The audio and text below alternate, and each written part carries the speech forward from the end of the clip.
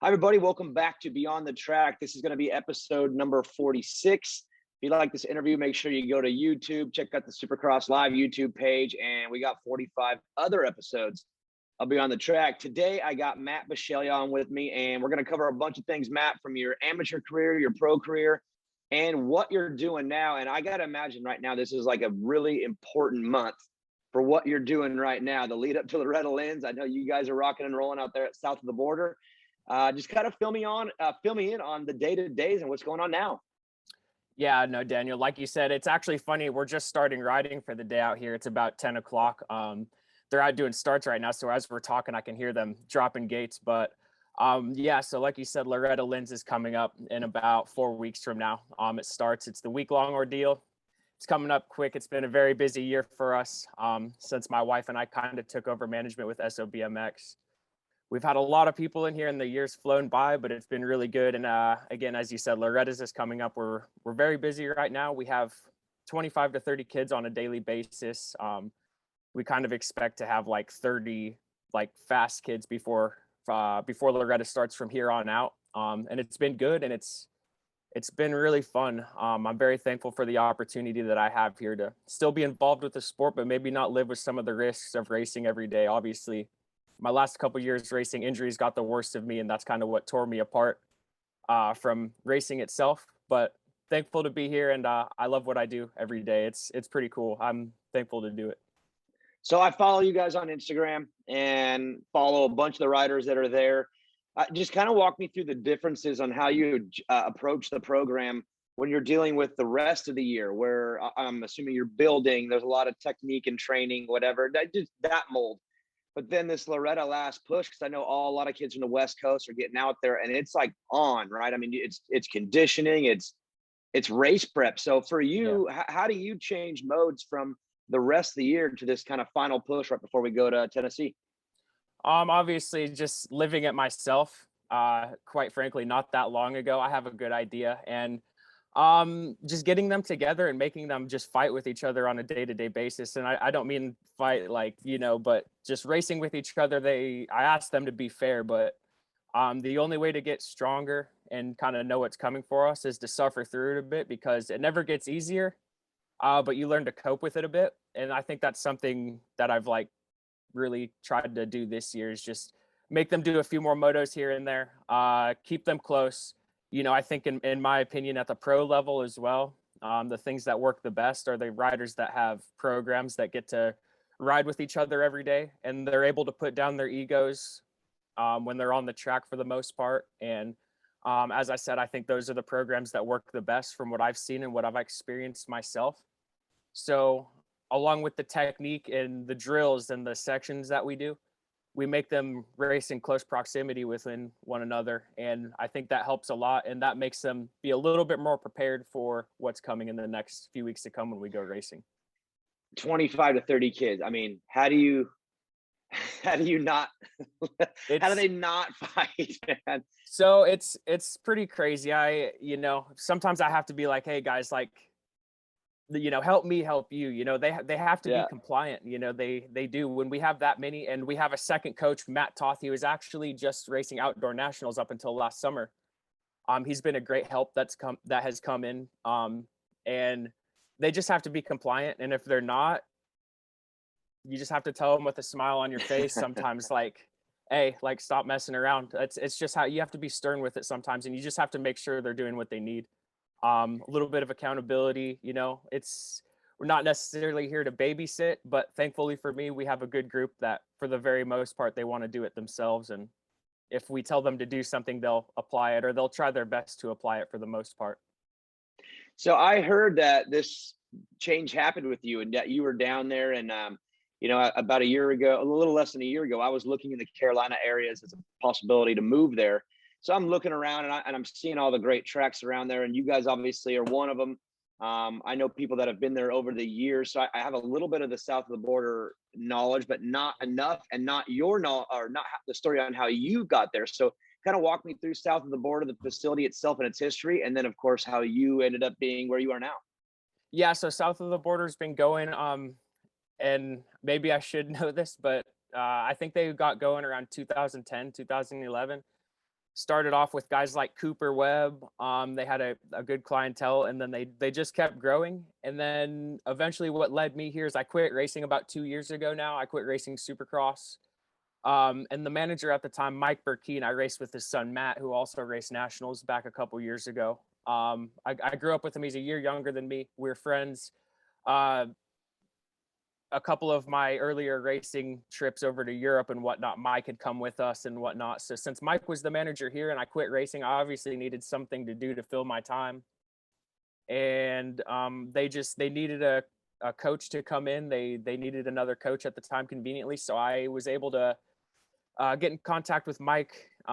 Jenna had helped me out. And then from there, they hired me on, and it was about 2.5 years ago now, and it's been fun ever since. Like I said, I'm thankful to do what I do, and it was a transition that came in a very timely manner, I guess, after I quit racing, and I was thankful that came about. And at first, I wasn't sure how long it would be or how long I would be here, but like I said, I enjoy what I do, and it's blossomed into something that's lasted a couple of years, and I'll keep doing it as long as we're enjoying it, you know?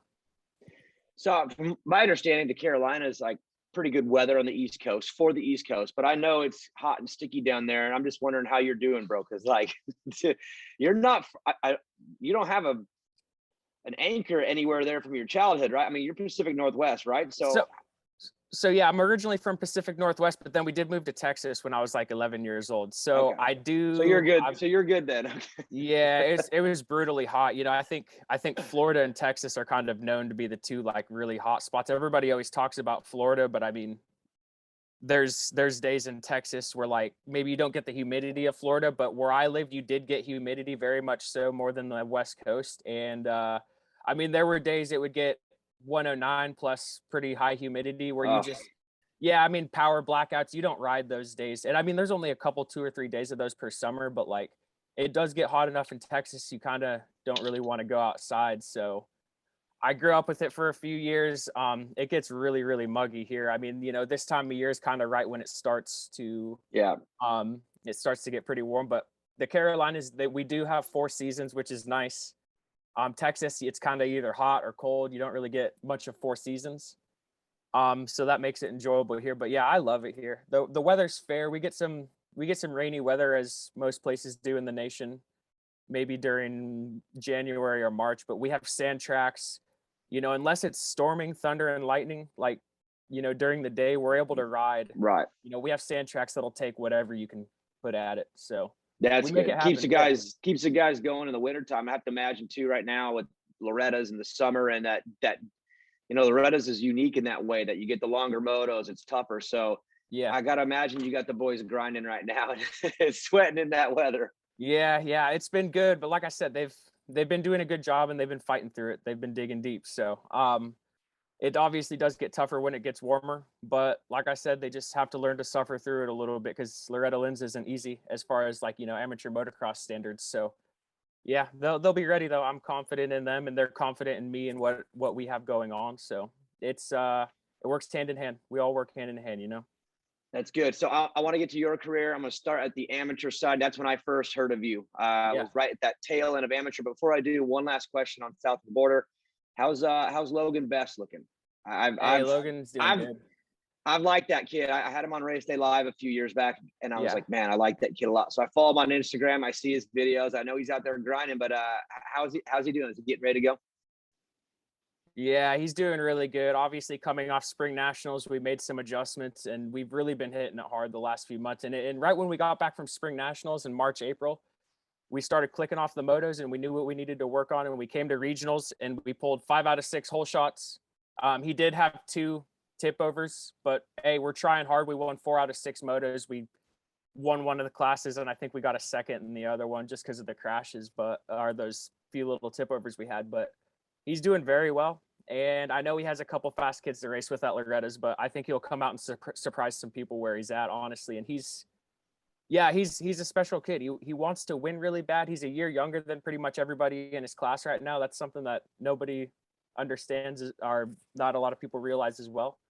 But yeah, he's killing it, man. He's one of the ones that definitely makes my job worth doing. You know, he doesn't question anything ever. Like, If we tell him to do something, he's one of the ones that has trust in it. He just deals with it. He suffers through it.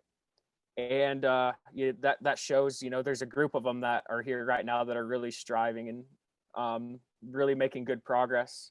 And it's rewarding. It's something really cool being on the other side of the fence, seeing a kid like Logan or whatever it might be. It's cool. But it's funny you mentioned that. I'm actually in Logan's room right now because we had to come out, and they're out, like I said, getting started riding right now. I can still hear them doing some gate drops, but yeah, Awesome. as a group, we're all doing good, and Logan's killing it right now. So I'm excited for Loretta's for him. That's good.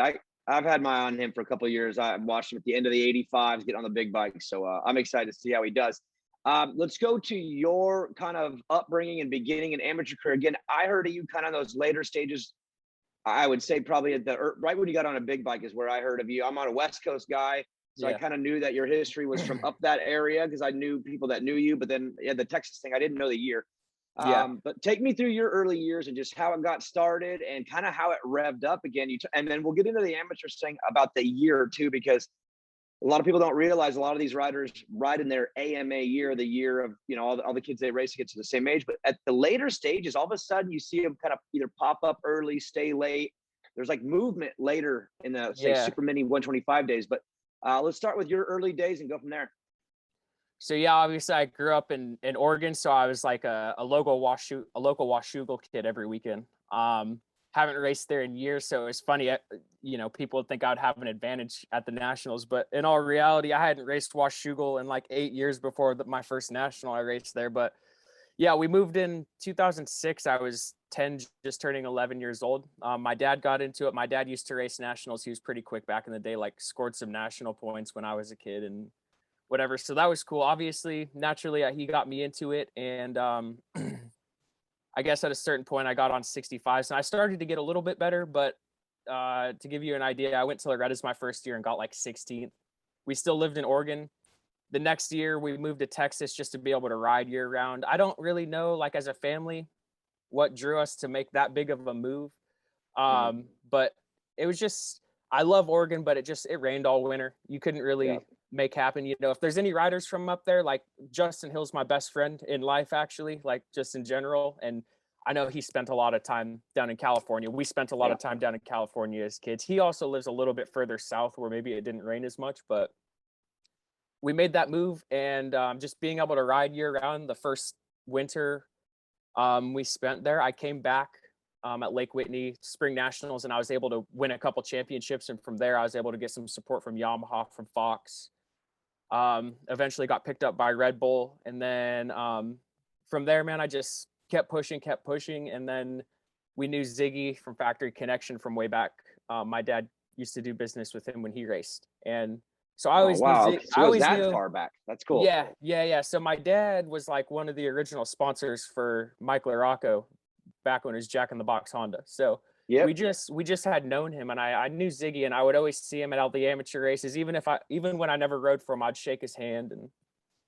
And it got to the point I won my first Loretta's title on 125s, and Ziggy was like, "Hey, that's pretty cool, man. Like, I'd like to work with you." And they hired me, and I had a pretty good last couple years amateur, especially at Loretta's.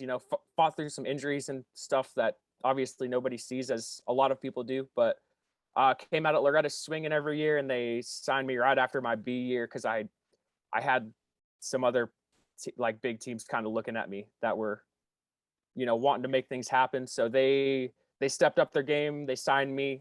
I did my A year, and then I went pro, and I was with them for a couple years. So that's how my amateur deal kind of came up, from Oregon moving to Texas. And I definitely am thankful for that move we made back in 2006, because no matter how much I love Oregon, where I'm from, I would have never made the career I did racing if we wouldn't have made that move and I wasn't able to ride year round and make the improvements that I did ultimately to make it happen. Well, and I know that the Pacific Northwest is competitive because you see the riders that have come out of there over the years. It's obviously competitive, but you're right. There's a part of the year where you're just kind of like, you're either traveling around all the time or you're just taking it off. Do you feel like that move to Texas was kind of the lift that you needed to, because you were racing year round? I mean, they have good winter series there. fast kids are there. Like, again, it's not like you're dealing 6 months out of the year tight racing. You're like year-round tight racing. So you think that kind of was Yeah. that lift as being competitive for 12 months a year? Yeah, you have to. And I mean, that's something that, like, if you want to make it to the top level, doing it 8 months out of the year isn't going to cut it. You know what I mean? You have to be able to ride year round. That's why people go to California. That's why people move to Texas. And a lot of people are moving to the East Coast, down south. And yeah, it would definitely be a lot tougher if we didn't have that. You know, like you said, in Oregon, you're either stuck kind of riding in the mud, which is cool, not very fun to clean up, or you're indoor tracks, which are just little Yeah. arena crosses, which were a lot more plentiful back in the day when I was a kid. I think there's a couple of them now still, but that was pretty much it, man. And it would have been really hard to make it work if not for that decision we made. I came up a bunch of times. Forget the years. This is probably you might. I mean, you're already gone at this point, but you might know these places. But I remember in Vancouver, right over into Washington, there was an indoor track that I went to a bunch of times. Clark County. Yeah. Yeah. So you grew up riding that place too? Oh yeah, Clark County, Salem, Thursday night motocross. My dad's best friend actually runs PIR Thursday night, Dave Eakin, the Eakins. So like, nice. I those are my stomping grounds. I know where we're at. Woodland, Albany. I actually did a school at Albany a couple years ago before I actually even quit racing. My buddy Landon Courier and I did one up there. Yeah, I know where you're at up there for sure.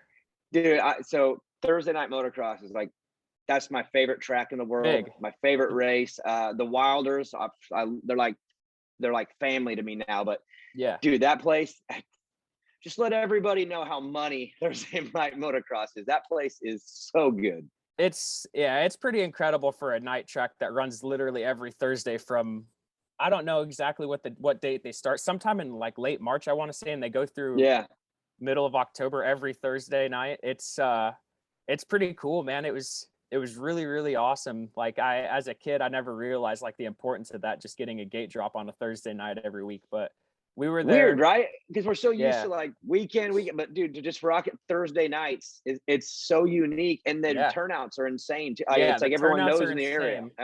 Yeah, it's a big deal. I mean, even over, I would have to say Washougal and everything. Thursday night motocross is like one of the biggest deals as far as motocross in the Pacific Northwest. Everybody knows about it. They get a little bit of a different clientele that might not be as serious, that might not want to go mess around at Washougal on the weekends or whatever it might be. And then the pro race that they have is incredible. I mean, it's slammed. You can barely get in there. I know because they do it before Washougal every year. So I would just go hang out. And that was the most fun part of the week for me. The whole Washougal week was just going around, like, obviously growing up there, like everybody kind of knew who I was, opposed to like other places we went. And it was my home. It was my home at heart. Like, even though we moved to Texas, like going there was a breath of fresh air. Honestly, it's beautiful up there. I'm proud of where I come from. And that was always something I look forward to. Even as much as the race, I loved Washougal, but I look forward to going to Thursday night and hanging with everybody every year. So I think they got a really smart deal. I think they still do it, but it's like girls are free on that big pro race, the anniversary race. It's like ladies are free, and it's Red Bull sponsored. Yeah. So the pits are packed, and there's good-looking girls everywhere. It's like they know how to turn out. They know how to turn out a crowd. Yeah, and they always have. Ever since I was a kid, man, they would always do something to get the people in, and they do a good job too. Dave does a good job with the track for, considering they can't go too gnarly because it's a night track, and they're, it's lighting. Obviously, they can't make too big of jumps or whatever it might be. It'd get crazy, but they do a very good job with it, and the lighting's good. I've been to some night tracks that are like not as good as that. Yeah, they figured it out. They nailed it. That's why I've been around for however many years. So back to your amateur and that transition to, it became the Geico team, but when you started it, what was the title sponsor? Was Geico the title sponsor? So the amateur side, it was always Geico, but the amateur side of the team where it was Amsoil Factory Connection Honda rather than Geico. That's right. For whatever reason, just sponsor wise, we couldn't run, Amsoil was the title sponsor of the amateur part of the team. So we couldn't run Geico logos or anything until we actually went to the pro side of it. Okay, so again, it's all coming together for you. You're winning titles. Loretta's crushing, and you have these options like you talked about, different team interests. Did you steer that way because of that relationship and feel like that would be like a good landing spot?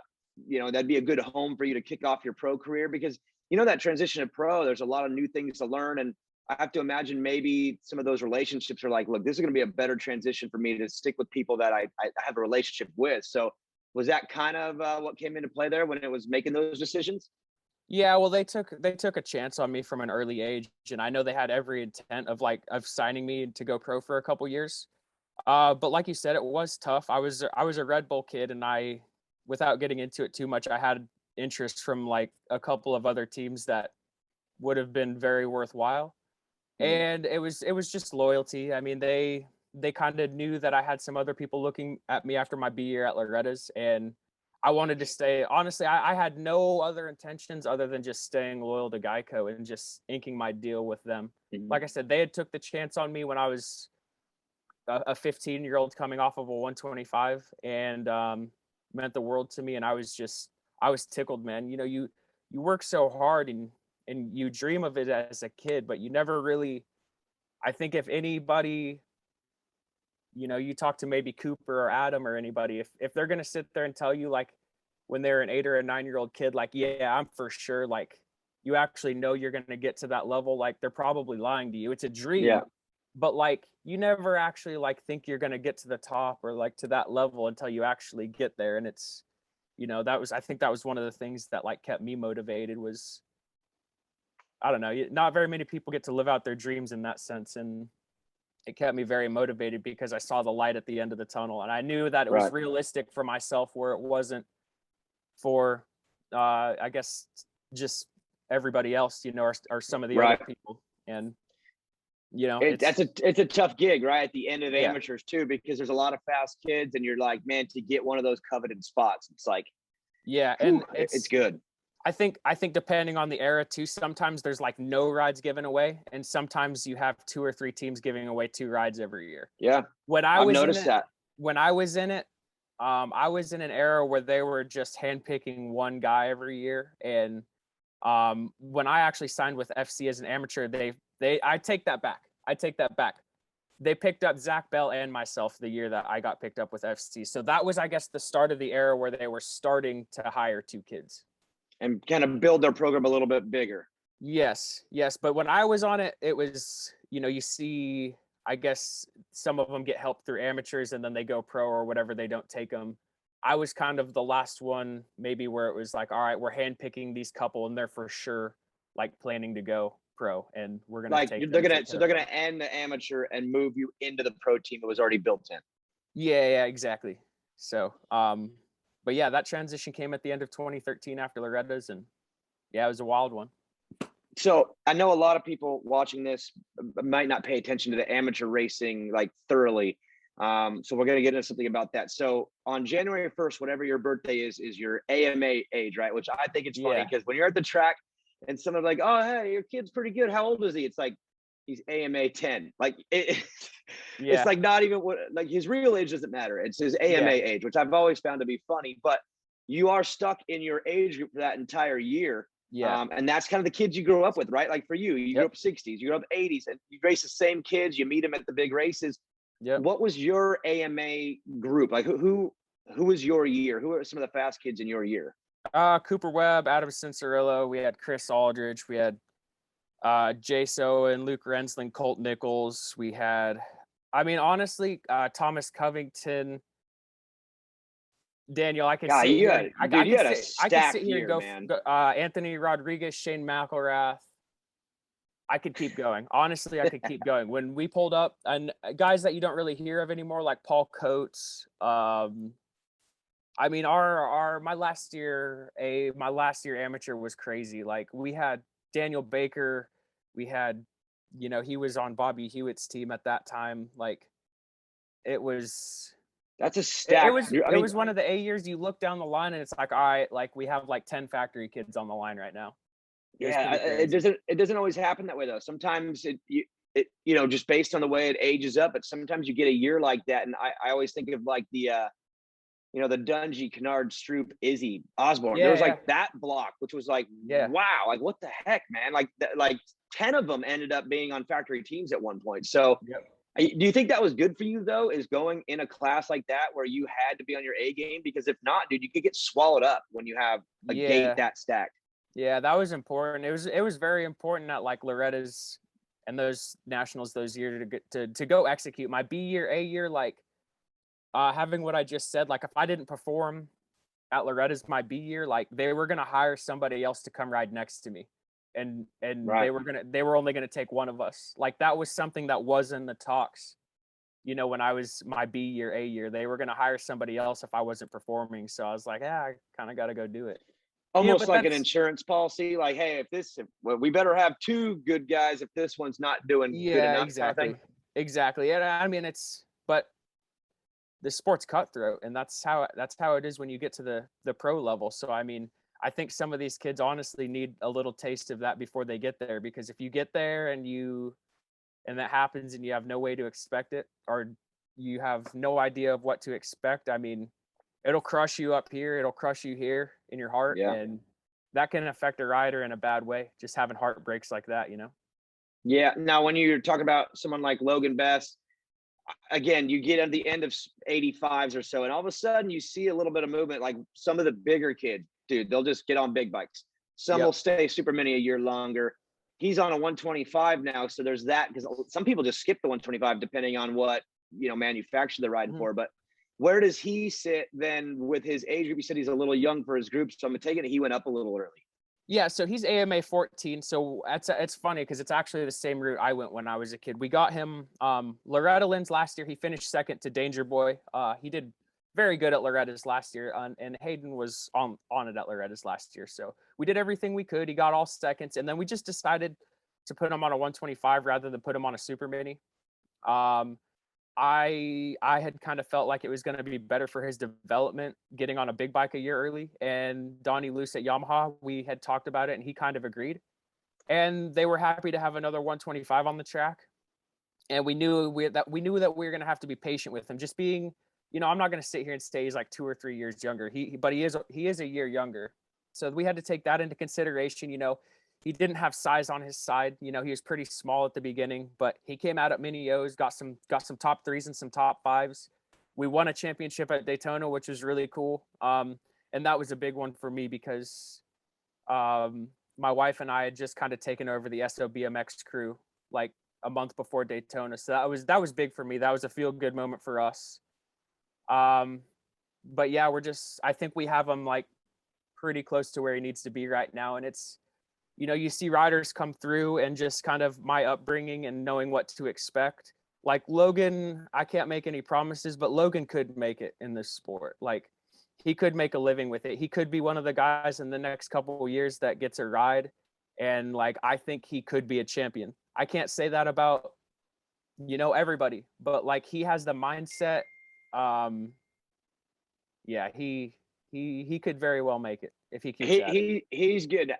Now you see him every day, so you might not see this comparison, but whenever I see him on Instagram, he reminds me of Jeremy Martin a little bit. Yeah. Just the way he sits on the bike, he's like a tight ball, and he's a bulldog. Everything. Yeah, he's a bulldog. That kid's tough, and he's in good physical condition. Like that kid'll black out before he drops pace or lets anybody pass him because he's tired. He's very tough, and he, like I said, he wants to win, and he's a smart kid too, and he very much so knows he knows what's going to happen if he doesn't do good and perform. Like, all of this could be taken away at any point. With the amateurs too, at those later stages, you start to kind of learn their personalities, and some blossom later, some just take early. What was it like for you? Were you mature for your age and it was like, bring it on, let's go, let's move up? Or did you need more time? Like, kind of take me through those later year timeline before you turned pro. Because, everyone's different. It seems like they all hit at different times. What was it like for you? Yeah, honestly, and I guess maybe I'll have to get in a second opinion on this, but I do think I was a pretty mature kid. I was an only child, and my friend group, so the friend group that I pretty much like hung out with nonstop was like Justin Bogle, Brad Frace. You might remember him from back in the day. Yeah. It's like Joey Savacci, Cooper Webb. Cooper and I are the same age, but like Bogle and Frace were a couple years older than me. Joey was a year older than me. So I did grow up, like for the most part hang out with older kids. And then we'd have people come stay with us in Texas because we had a track, and like during the winter time, we'd have friends and whatever come stay with us from Oregon. Everybody that came and stayed with us was a little bit older, like So I think I was pretty mature. And like you said, it's funny, like seeing at the age, I would have to say 13, 14, 15, they start to come out of their shell a little bit.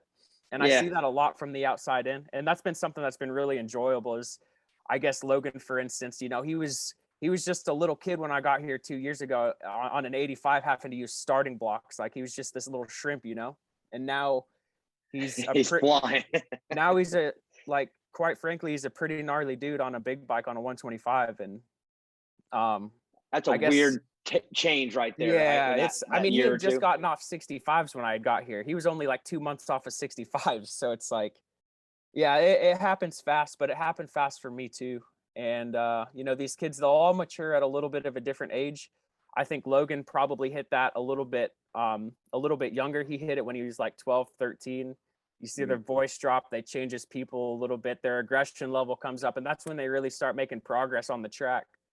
And yeah, it's been cool, man. It's a big part of my group. I've seen them grow up now that I've been here for 2 years, and we've been doing a good job here. So people have been loyal to us. So I've been able to watch the same group of kids for 2 years, which not a lot of people get to say in this industry or whatever it might be. You have a lot of movement, but Yeah. our guys have been awesome. We're doing a good job, and it's been really, really fun watching the progress of my riders. It's been cool. One of the things coming obviously for Logan and other kids that you have there is that transition to the pros, which you made as well. Yeah. What was it like for you when you finally lined up on a pro gate and it was like, okay, now I'm going against like the baddest dudes in the country. They're older than you by a couple of years, maybe guys that are in their prime, What was that like for you? Just that kickstart into the pro career. Again, you got good support, good team, but dude, it's still all brand new.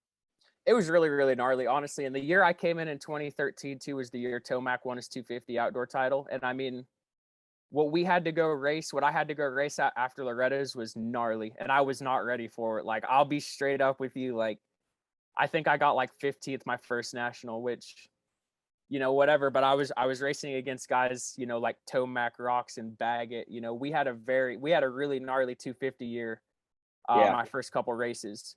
And that's no excuses. I mean, I could have been a little bit more ready, but my focus was winning Loretta's that year. That's what the team wanted me to focus on. And I honestly think in hindsight, it probably would have been better for me to do the whole outdoor series and not do Loretta's that year, or it would have been better for me not to do any nationals at all after Loretta's. Really? So instead yeah, of I think dropping so. in after, it would have been better to do them all, or maybe just wait and do them the next year. Yeah, and if I had my choice, I probably would have done them all, because at that year, you've seen Cooper, you've seen AC do them all. And I think that they reaped I think coming into their rookie Supercross year, they reaped a lot of benefits, like being able to do 9 or 10 more rounds than I did.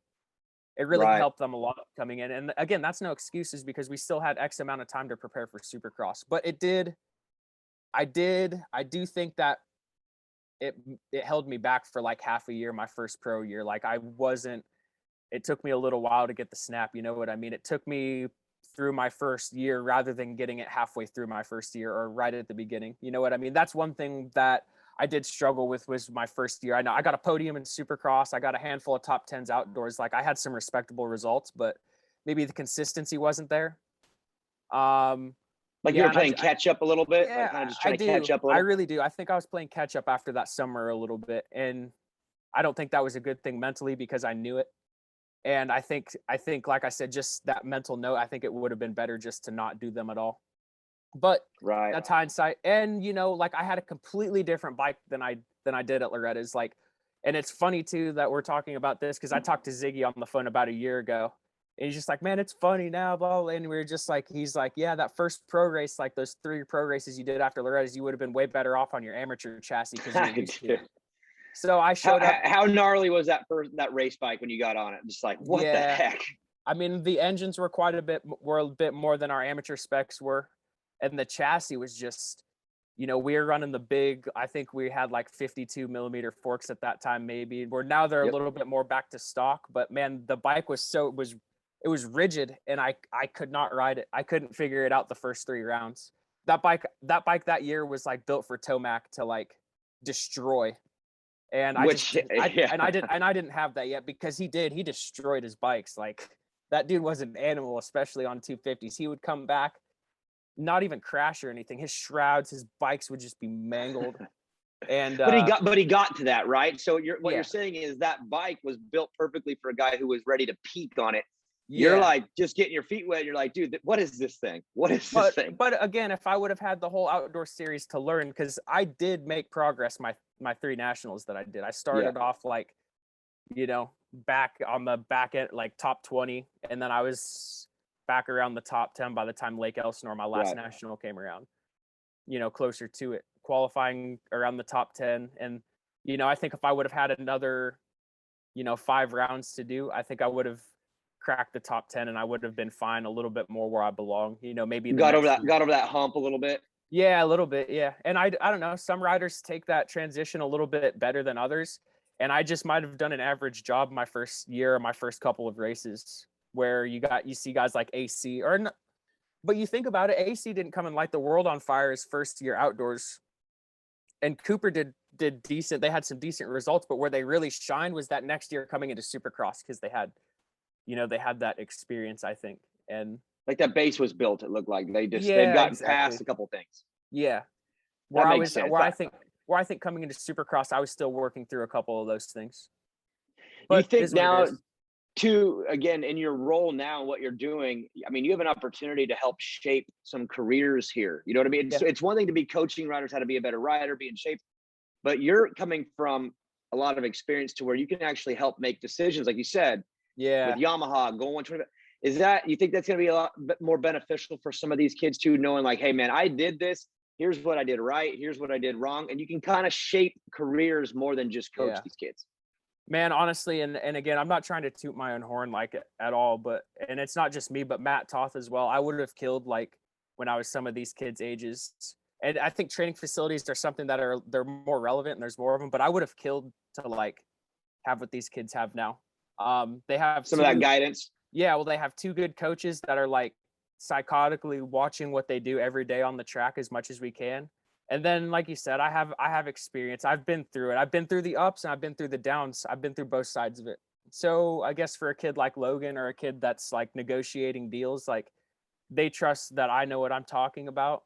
And we keep it close, and they're not afraid to like ask my opinion or ask for help or whatever it might be. I think that's something that I have to offer that's pretty unique, is I have more of a broad spectrum of what we need to do rather than just riding on the track. You know what I mean? We have kind of the whole package. I can help with a lot of things that maybe others might not be able to, if that makes sense.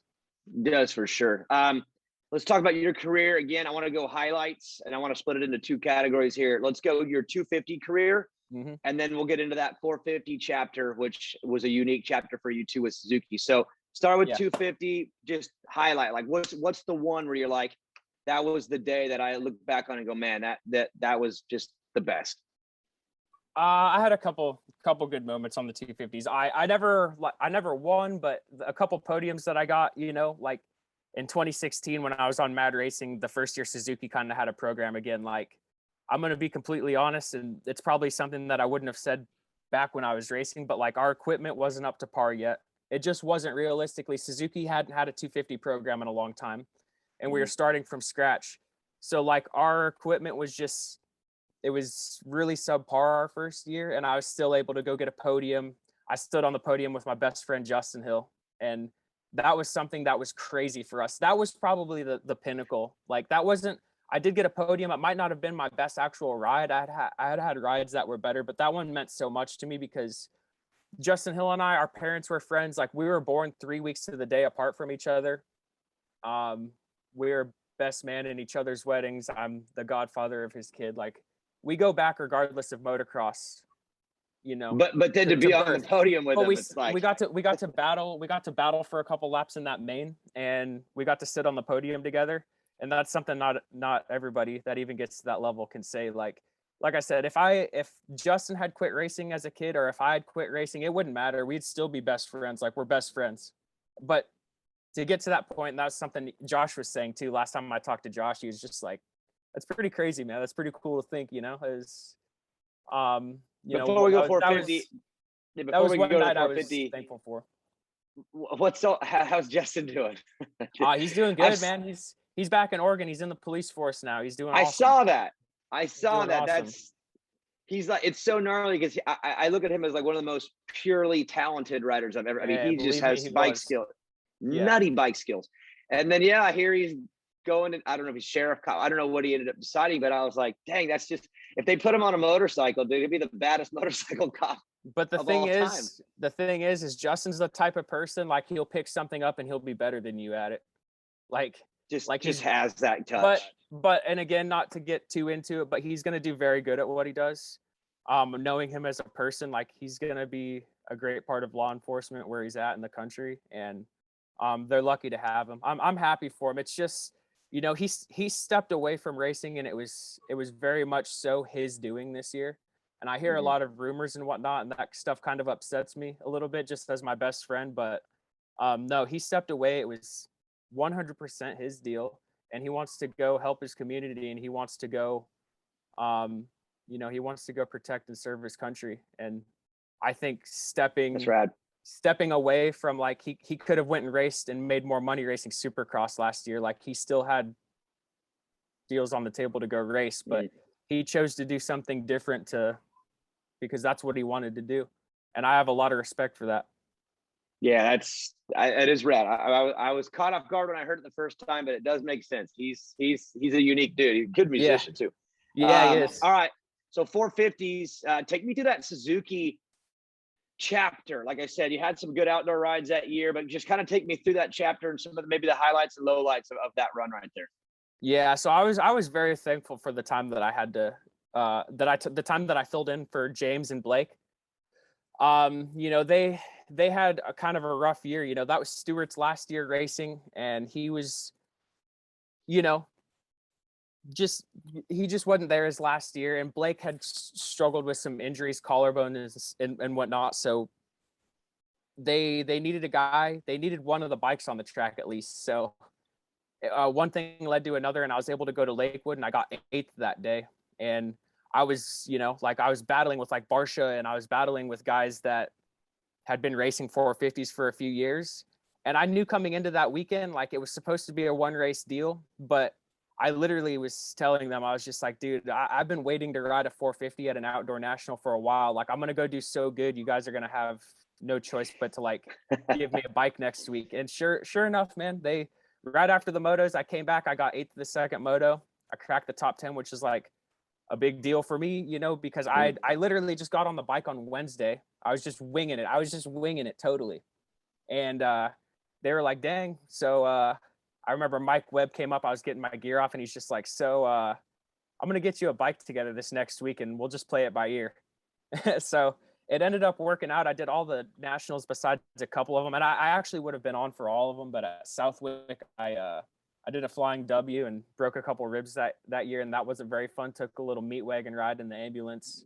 Had to take a couple of rounds off, but that Yoshimura Suzuki team was really, really, they were a team that they were capable of winning championships, and obviously they have, but they were an underrated team in their last few years because those guys were real deal. Those guys were awesome. Then they were awesome to work with, and if not for the team folding, I probably would have gotten to work with them for a couple more years. But like the relationships were good. You built some good relationships there. Yeah, and they wanted to keep me on for a couple more years and like give me a shot on their team, for Supercross for like a full deal. But it didn't end up working out. Sponsors didn't come together, and that was kind of the story for a few of my deals, just like things not coming together. But I stayed in the Suzuki family. From there, I went and rode for Jeremy Albrecht, JGR. And that was awesome, except for I kept breaking my legs in Supercross in 2017. Made some adjustments, came back, and then when I was coming back, I was going to race like the last 8 rounds of outdoors on a 250, and I very unfortunately, like, things happen when you're racing dirt bikes, and I had a bike blow up over a jump and ended up just going end over end, knocked myself out and broke my thumb again. And I think things happen for a reason. And when I was like a week into this process, I got a call from Kyle Bentley because Brock Tickle had just blown his shoulder out, or he like tore his labrum or something. And they're like, hey, so when you come back with like 5 or 6 rounds left, we can put you on the 250 with Kyle Cunningham, or we can just put you on Tick's bike on RCH. And I was like, yeah, I want to go. I wanted to ride a 450 outdoors. That was where my heart was at. And man, I had some of my best results. I came back and like mentally I had found myself over all that time off that I had had. I had a lot of time off, and like the injuries to this day bother me, and people don't understand like what I had to do to go back racing in 2017. Like I was pretty strong mentally, and I think I was probably the best I ever was. And physically, like I had gotten really trim. Like I took care of myself over the recovery process. And man, I was coming in with 5 rounds to go. I hadn't raced in almost a year, and I was just trying to ride myself into shape a little bit for race pace. And I came back and got some of my best results those last 5 rounds back. And that was something I was really proud of too, because nobody really knows how much pain I was in trying to ride that summer. Like I could barely walk, after Ironman. I remember talking to Dr. Nick. He came in and was just talking to me, and I think I got like a 10th or an 11th, like, and I just broke down like emotionally after that moto, because I was just like, I'm in so much pain. And I was like, to my doctor, I was like, I couldn't race if there was another round next weekend. I'm done. Between Unadilla, Budds Creek, Ironman, like I couldn't ride during the week. Like I was limited to like 1 day a week. I broke my leg really bad that spring, and it was tough to come back from bottom line. And it was to get to the point. I was proud of what I was able to do in 2017. That was a cool one. So again, the career comes down to an end. You make the transition to where you are now, coaching, training, and again, helping pave careers here. My last question for you for the show is, are you treating this chapter with that same competitive fire that you had? Again, it's not now you on the bike. You're going to be applying it and helping others reach their goal, but do you still have that like kind of burning fire that you had as a racing, that competitive spirit? Yeah, and I do. Is that why that's why this is taking and why this is working? Yeah, no, it is for sure. And it's funny you mentioned that, because I was just thinking about it the other day. Like I got to where I was racing because I never gave up, and I wanted to be the best. Like I don't have Supercross championships to show for it, but I got to the top level of it, and that was because I wanted to get there. Like I wanted to do it. I wanted to be better than everybody else. And I have the same mindset right now. And we've been improving with the facility and our program and everything, and it's been awesome. And that's because I want to be better than the other. I want my kids to be better than the other kids. I want to be better than what anybody else has going on. And that's what my wife and I, Jenna, are striving to do right now with SOB. And it's been good. It's been good. We've been happy. I've had great feedback, and my guys are like really, really improving right now. And it's been fun. So that's been keeping me busy, like I said. Well, thanks for coming on Beyond the Track with me, man. And I'll be watching your guys here in a couple of weeks. Like you said, it's go time. So I'll let you get back out to your boys, get them ready, and good luck at Loretta Lynn's, and I'll talk to you soon. Yeah, no worries, man. Thank you guys for getting me in on this. It was nice to talk to you, Daniel. It's been a minute.